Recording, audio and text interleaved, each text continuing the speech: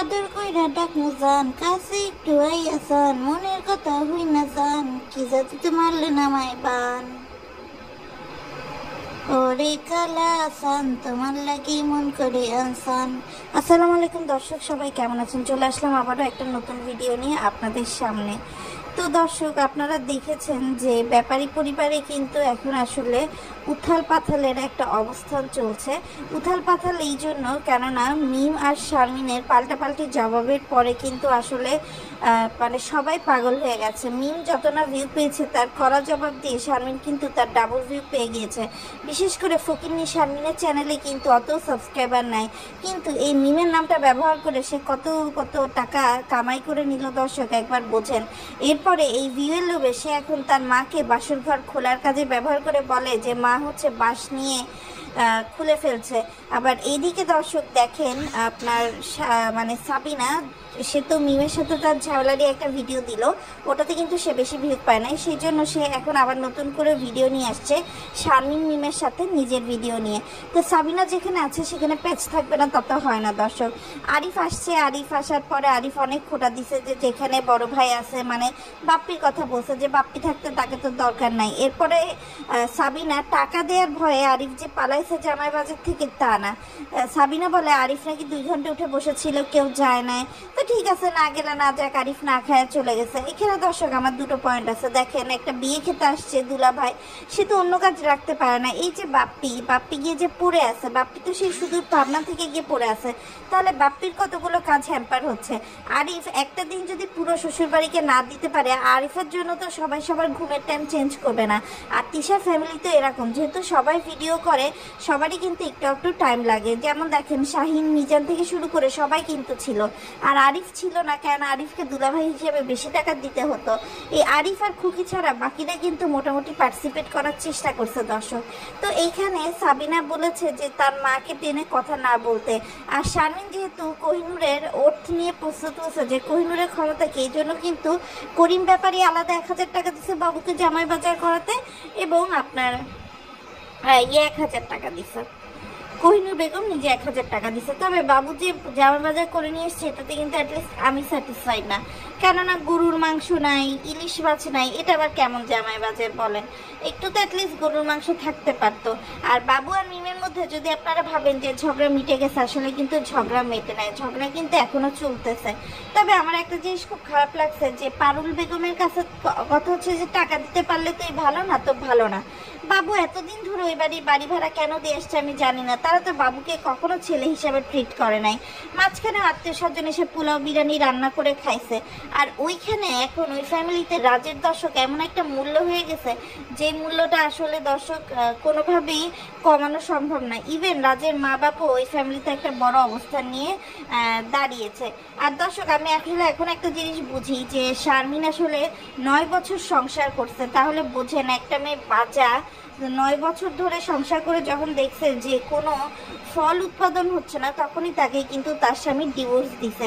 আর একটা 9 বছরের বিবাহিত মহিলাকে আপনার কিভাবে রাজ বিয়ে করে আমি জানি না, তবে রাজও মনে হয় দর্শক পুরুষত্বহীন, অর্থাৎ রাজেরও হয়তো না ছেলে মেয়ে হবে না, এই জন্য তার আগের বউ চলে গেছে, এই জন্য দুজনে মিলে একটা ঘর বাসে। আর এই জন্যই দুধের স্বাদ ঘোলে মেটানোর মতো শারিফা কিন্তু রাজকে পাপা পাপা পাপা পাপা বলে ডাকে।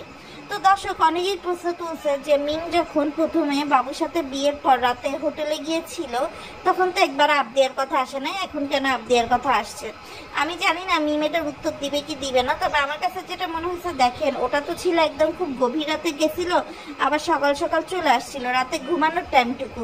আর এইখানে কিন্তু পুরো একটা বিয়ের মানে আপনার পদ্মার চর থেকে আপনার হচ্ছে ঢাকা পর্যন্ত এসে মানে পুরোটা দিন কিন্তু বলা চলা চলে গেছে। আর বাপ্পিকে কিন্তু এবার হচ্ছে মিম করা জবাব শোনায় দিছে, কেননা মিম ভাবছিল শারমিনের বিয়েতে সবাই কিছু না কিছু স্বর্ণের উপহার দিছে, যখন সে দেখে যে তার ভাই ভাবি কেউই কিছু দেয় না, ইভেন বোনরাও কিছু দেয় না। তখন সে নিজে 1,75,000 টাকা দিয়ে যে সেটটা আনছিল সেই সেটটা সে সবাইকে দেখাই দিছে। আসলে মিম জানে যে বাবু অকর্মা, বাবু কোনো চাকরি করে না। সে চাইছিল যে বৌভাত থেকে যখন তাকে বাড়িতে নায়র আনবে তখন সেই সেটটা পরবে এবং সে বুঝাবে যে এটা তাকে তার শ্বশুর বাড়ি থেকে দিছে। কিন্তু যেহেতু তার প্ল্যান মতো হয় নাই, সে কিন্তু এমনি একটা লাল সবুজ শাড়ি পরে এসে সবাইকে দেখাচ্ছে সুন্দর করে সেজে, এবং তখনই সে কিন্তু এই কথা বলে। তো বাপ্পি এখানে বুঝতে পারছে যে মিম আসলে তাকে খোঁচা দেওয়ার জন্য মানে আনছে। তো মিম বাপ্পি বলতেছে আমরাও সোনার জিনিস দিব। তো তখন আসলে শারমিন যে কানের দুলটা দিছে সেটার প্রসঙ্গ খুকি দিয়ে আসে যে তোর নরদ যে কানের দুল দিছে সেটা কই, তো সে বলে যে রেখে দিছি। আর বাপ্পির কথা সে বলে যে আপনারা কিছু দেন বা না দেন আমার কোনো সমস্যা নাই, আপনারা আসছেন আনন্দ করছেন এটাই আমার জন্য অনেক। তো তখন আবার তিশা বলে যে না আমরা হচ্ছে পায়েল উপহার দেব, আমার খুব পায়েলের শখ।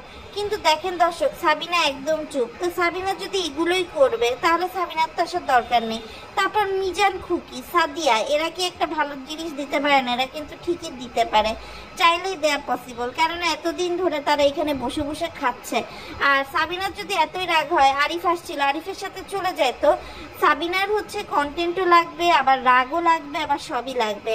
আর এদিকে দর্শক যখন মিমি গলার কানের দুল টুল দেখাচ্ছিল তখন আমি দেখি যে বড় ভাবি শারমিন আর মিজান দুজন পা দিয়ে একে অপরকে ধাক্কা মারছে, অর্থাৎ দুজনের পা একদম লেগে গেছে। পা বললেও ভুল হবে, একদম যেটা উরু বা থাই বলে সেই থাইয়ের অংশ কিন্তু লেগে গেছে। মানে দর্শক এদের হচ্ছে আলাদাই চলতে থাকে, বুঝছেন? কে যে কাকে দিয়ে কখন মজা নিয়ে নেয় বলা যায় না। এদিক দিয়ে দর্শক ঢাকা থেকে 3 জন ফ্যান গেছে অনেকগুলো মিষ্টি, প্যাটিস, কেক, বিস্কুট, পরোটা, কোল্ড ড্রিঙ্কস, চকলেট এইসব নিয়ে। তো তাদের সামনে খেতে দেওয়ার পরপরই আমি দেখি তিশা আর মিম বাক্সের মধ্যে ঢুকাইতেছে যাতে অন্য কেউ খাইতে না পারে। এর মধ্যে মিজানের সঙ্গে রিয়া চলে গেছে। এরপর তারা কি করছে জানেন? এটা তারা আর খুকির বাড়ি রাখে নাই, কেন ওই যে খুকির মেয়ে তানহা চোর, ও তো সব খাইয়া লাইবে। কি করছে এগুলো সব ঢুকায় সে হচ্ছে বড় ভাবি ফ্রিজের মধ্যে রেখে দিছে। সবার আগে পাউরুটি উঠাইছে তিশা, কয় কি জীবনে মনে পাউরুটি খায় নাই তিশা নাকি, বলে কি এটা রেখে দিলে পরেও খাওয়া যাবে। এরপর প্যাটিস, পরোটা সবকিছু দর্শক ওখানে রাই করে দিছে, বিস্কুট পর্যন্ত কাগজের বাক্সে আবার ঢুকায় রাখছে। কেন? তোরা তো একটা বড় ফ্যামিলি, তোরা হচ্ছে দিদি, আবার ওই গ্যাসগুলোকে তারা বাবু যে জামা বাজার করে নিয়ে এসছে ওখান থেকে রান্না করে দিছে। যদি ইলিশ মাছটা এসেও ছিল, খাইতে গিয়ে যে ব্যাপারী পরিবারে রিয়া বড় চুল ফেলছে, মানে এটাই তো এদের কাজ দর্শক। আর এদিকে আমাদের করিম ব্যাপারী কোনোদিনই সন্তুষ্ট হবে না, এই কথা একদম স্পষ্টই বলে দিছে তিশা যে আমার বাপকে বাবু তুই কখনো সন্তুষ্ট করতে পারবি না। কিন্তু আমার একটা কথা, এই যে শারমিন এত বড় গলায় বোলচাল করে তার বড় ভাই রাজকে নিয়ে ভিডিও বানাচ্ছে, হাসি ঠাট্টা করছে, সেই এই যে ইউটিউব চ্যানেলটা যে তার দাঁড় হলো, এটা তো আসলে ব্যাপারী পরিবারের তিশা, বাপ্পি, মিম, সাবিনা এদের জন্য। এরকম অকৃতজ্ঞ শারমিনের মতো দর্শক আমি দেখি নাই। সে মনে করতেছে এখন আমি রাজকে পাইছি, আমি ঈদের চাঁদ হাতে পেয়ে গেছি, কিন্তু এক পাখি কিন্তু কখনো শীত যায় না। আর আমি যতটুকু তিশা, মিম আর সাবিনাকে চিনি, এরা চুপ করে থাকার বাধ্য না। তো যাই হোক দর্শক, আজকের ভিডিওটা এই পর্যন্তই। সবাই ভালো থাকবেন। ভিডিওটা ভালো লাগলে চ্যানেলটা সাবস্ক্রাইব করে পাশে দেবেন, বেল আইকনটা বাজিয়ে দিয়ে কমেন্টে আপনাদের মতামত দেবেন। আল্লাহ।